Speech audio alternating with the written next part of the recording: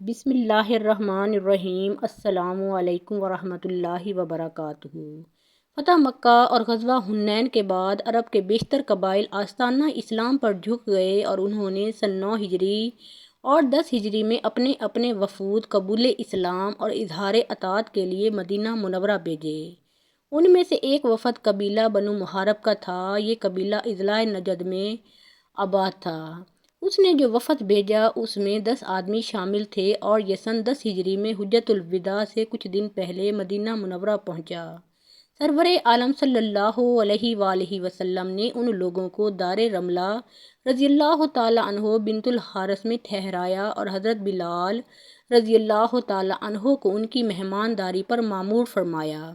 وفد محارب کے اراکین نے بارگاہ رسالت میں حاضر ہو کر بڑے ذوق و شوق سے اسلام قبول کیا اور حضور صلی اللہ علیہ وآلہ وسلم کی بیعت کا شرف حاصل کیا۔ ساتھ ہی انہوں نے عرض کیا کہ ہمیں اپنے قبیلے کی طرف سے بھی نائب تصور فرمائیے۔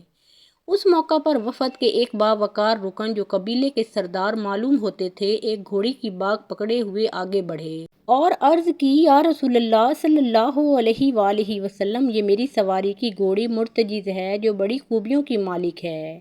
یہ میں آپ کی نظر کرتا ہوں، اسے قبول فرمائیے۔ تو حضور صلی اللہ علیہ وآلہ وسلم نے خندہ پیشانی سے ان کی نظر قبول کر لی اور فرمایا، تم بھی میری طرف سے ایک ہدیہ قبول کرو، یہ میری فرع ہے، اسے تم لے لو۔ ان صاحب نے نہایت مسرت کے ساتھ فرع کی مہار تھام لی۔ یہ صاحب جن کی گھوڑی کا ہدیہ نبی کریم صلی اللہ علیہ وآلہ وسلم نے قبول فرمایا اور اس کے عوض ان کو اپنی اونٹنی فرع عطا فرمائی۔ حضرت عزیم بن حارث محاربی رضی اللہ تعالیٰ عنہ تھے۔ حضرت عزیم رضی اللہ تعالیٰ عنہ بن حارث کا تعلق بنو محارب کی شاخ خصفہ بن اعلان سے تھا اور وہ اپنے قبیلے کے سربرآوردہ لوگوں میں شمار ہوتے تھے۔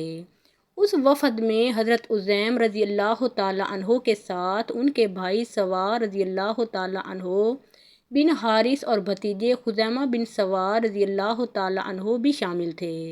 ایک روایت میں ہے کہ وفد کے قبول اسلام کے بعد سرور عالم دو جہاں صلی اللہ علیہ وآلہ وسلم نے حضرت خزیمہ بن سوار رضی اللہ تعالیٰ عنہ کے چہرے پر اپنا دست شفقت پھیرا تو ان کا چہرہ نور سے چمکنے لگا۔ طبرانی رحمۃ اللہ علیہ اور ابن شاہین رحمۃ اللہ علیہ سے روایت ہے کہ ایک دفعہ حضرت سوار بن حارث گھوڑے بیچنے کے لیے مدینہ منورہ آئے۔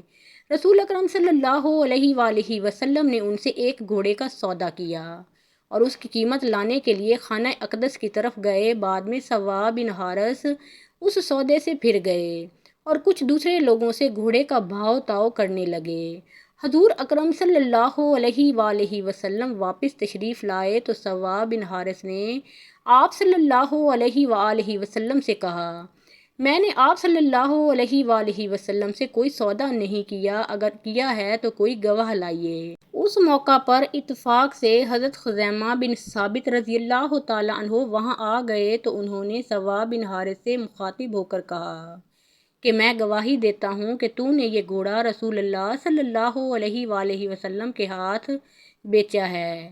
حضور اکرم صلی اللہ علیہ وآلہ وسلم نے ان سے پوچھا کہ تم تو سودے کے وقت موجود نہ تھے، شہادت کیسے دے رہے ہو؟ انہوں نے عرض کیا، یا رسول اللہ، میں آپ صلی اللہ علیہ وآلہ وسلم کی بات کی تصدیق کر رہا ہوں، یعنی چونکہ آپ جو کچھ فرماتے ہیں حق ہی فرماتے ہیں، اس لیے میں نے یہ گواہی دی۔ حضور صلی اللہ علیہ وآلہ وسلم نے ان کا جوش ایمان دیکھ کر فرمایا کہ خزیمہ کسی کے مخالف یا موافق گواہی دیں تو بس صرف ان کی تنہا گواہی ہی کافی ہے، یعنی ان کی شہادت 2 آدمیوں کی گواہی کے برابر ہے۔ چنانچہ حضرت خزیمہ رضی اللہ تعالیٰ عنہ اسی دن سے ذو الشہادتین کے لقب سے مشہور ہو گئے۔ مسند احمد، ابو داؤد اور نسائی وغیرہ میں بھی یہ روایت موجود ہے، لیکن گھوڑا بیچنے والے کے نام کی تصریح نہیں ہے۔ قیاس یہ ہے کہ یہ واقعہ حضرت سوار رضی اللہ تعالیٰ عنہ کے قبول اسلام سے پہلے پیش آیا۔ قاضی محمد سلیمان منصور پوری رحمۃ اللہ علیہ نے اپنی کتاب رحمۃ للعالمین میں لکھا ہے کہ ایک دن رسول اکرم صلی اللہ علیہ وآلہ وسلم نے ظہر سے عصر تک کا وقت وفد محارب کے لیے وقف کر دیا۔ دوران گفتگو میں حضور صلی اللہ علیہ وآلہ وسلم نے ایک شخص کی طرف غور سے دیکھا اور فرمایا، میں نے تمہیں پہلے بھی کہیں دیکھا ہے؟ تو وہ بولے، آپ نے بالکل درست فرمایا، آج سے سالہ سال پہلے آپ صلی اللہ علیہ وآلہ وسلم بازار عکاظ میں تشریف لائے تھے۔ آپ نے مجھے وہاں دیکھا تھا اور مجھ سے بات بھی کی تھی۔ میں نے آپ کو نہایت گستاخانہ جواب دیا تھا۔ حضور اکرم صلی اللہ علیہ وآلہ وسلم نے فرمایا، ہاں ٹھیک ہے، یاد آ گیا۔ انہوں نے عرض کیا، یا رسول اللہ صلی اللہ علیہ وآلہ وسلم، اس دن مجھ سے زیادہ بدبخت کوئی نہ تھا۔ میں نے سب سے بڑھ چڑھ کر حضور صلی اللہ علیہ وآلہ وسلم کی مخالفت کی تھی۔ میرے سب ساتھی تو اپنے آبائی مذہب پر مر گئے۔ اللہ کا شکر ہے کہ اس نے مجھے اب تک زندہ رکھا اور ایمان لانے کی توفیق بخشی۔ حضور اکرم صلی اللہ علیہ وآلہ وسلم نے فرمایا، سب کے دل اللہ تعالیٰ ہی کے قبضہ میں ہیں۔ انہوں نے عرض کیا، یا رسول اللہ صلی اللہ علیہ وآلہ وسلم، میری گزشتہ لغزشوں کے لیے معافی کی دعا فرمائیے۔ حضور صلی اللہ علیہ وآلہ وسلم نے فرمایا، اسلام لاتے ہی وہ سب گناہ معاف ہو جاتے ہیں جو حالت کفر میں سرزد ہوئے ہوں۔ سرور عالم صلی اللہ علیہ وآلہ وسلم نے معمول کے مطابق اس وفد کو بہت کچھ دے دلا کر رخصت کیا۔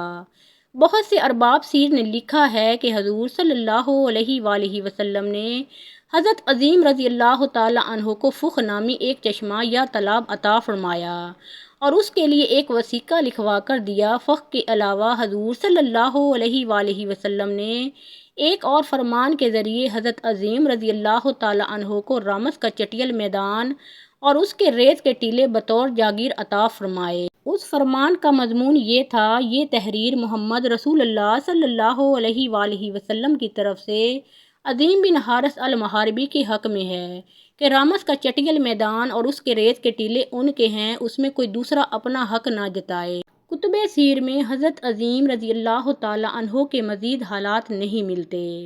حضرت عمر فاروق رضی اللہ تعالی عنہ جب تخت خلافت پر صدر نشین ہوئے تو آپ رضی اللہ تعالی عنہ کی خلافت کا چرچا اور آپ کی شان و شوکت کی دھوم مشرق سے مغرب تک پہنچی۔ جس وقت بادشاہ ہرقل نے آپ رضی اللہ تعالی عنہ کا ذکر سنا تو بڑا بے چین ہوا اور ایک نصرانی پہلوان کو انعام کا لالچ دے کر حضرت عمر فاروق رضی اللہ تعالی عنہ کو شہید کرنے کے لیے آمادہ کیا اور کہا کہ اگر مدینہ جا کر حضرت عمر رضی اللہ تعالی عنہ کو قتل کرے گا تو تجھے بہت سا مال و دولت دیا جائے گا۔ یہ حکم سن کر وہ نصرانی پہلوان مدینہ منورہ کی طرف روانہ ہوا۔ جب مدینہ منورہ کے قریب پہنچا تو اسے پتہ چلا کہ مسلمانوں کے امیر حضرت عمر فاروق رضی اللہ تعالی عنہ بیوہ اور یتیم بچوں کی زمین اور باغات وغیرہ کے ملاحظے کے لیے باغ میں تشریف لے گئے ہیں۔ یہ نصرانی پہلوان بھی باغ میں پہنچا اور حضرت عمر فاروق رضی اللہ تعالی عنہ کو دیکھ کر ایک درخت پر چڑھ گیا۔ کچھ دیر کے بعد اتفاق سے حضرت عمر فاروق رضی اللہ تعالی عنہ بھی اس درخت کے نیچے تشریف لائے اور ہاتھ کا تکیہ بنا کر زمین پر لیٹے اور بغیر کسی بستر اور تکیے کے سو گئے۔ آپ رضی اللہ تعالی عنہ کو سوتا دیکھ کر وہ نصرانی پہلوان درخت سے نیچے اترا اور آپ کے قتل کا ارادہ کیا، لیکن جیسے ہی تلوار اٹھائی تو فوراً ایک شیر آپ کے پیروں کی طرف سے آیا، جس کی صورت دیکھ کر وہ نصرانی پہلوان بے ہوش ہو کر زمین پر گر گیا اور شیر چاروں طرف سے آپ رضی اللہ تعالی عنہ کا پہرا دینے اور آپ کے تلوے چاٹنے لگا۔ اس نصرانی کے گرنے سے حضرت عمر رضی اللہ تعالی عنہ بیدار ہوئے۔ جب آپ رضی اللہ تعالی عنہ کی آنکھ کھل گئی تو شیر غائب ہو گیا۔ آپ رضی اللہ تعالی عنہ نے اس نصرانی پہلوان سے پوچھا کہ تو کون ہے؟ نصرانی بولا، جناب آپ کا رتبہ اللہ نے بڑا بلند کیا ہے، میں بے وقوف آپ کو شہید کرنے کے ارادے سے یہاں آیا تھا، لیکن جب آپ سوئے تو جنگل سے شیر آپ کی حفاظت کے لیے آ گیا۔ یہ سن کر حضرت عمر فاروق رضی اللہ تعالی عنہ نے چاروں طرف دیکھ کر فرمایا کہ یہاں تو کوئی شیر نظر نہیں آتا۔ اتنے میں غیب سے ایک آواز آئی، اے عمر، تو ہمارے دین کی حفاظت کرتا ہے، ہم تیرے دشمنوں سے تیری حفاظت کریں گے۔ یہ غیبی آواز سن کر نصرانی پہلوان بھی حیران ہوا اور آپ کے ہاتھوں کو بوسہ دے کر عرض کیا، حضرت جنگلی شیر آپ کا پہرا دیتے ہیں اور آسمان کے فرشتے آپ کی تعریف کرتے ہیں۔ پھر آپ رضی اللہ تعالیٰ عنہ کے ہاتھ پر کلمہ پڑھ کر مسلمان کیوں نہ ہو جاؤں، یہ کہہ کر وہ نصرانی مسلمان ہو گیا۔ حضرت عمر فاروق رضی اللہ تعالیٰ عنہ کے بارے میں امام ابن جوزی نے لکھا ہے کہ ایک مرتبہ حضرت عمر فاروق رضی اللہ تعالیٰ عنہ ایک رات گھر میں بیٹھے تھے اور بیٹھے بیٹھے اچانک رو پڑے۔ 62 سال عمر ہے اور خلافت کے آخری ایام چل رہے ہیں اور گھر میں بیٹھے بیٹھے بلا وجہ رو پڑے۔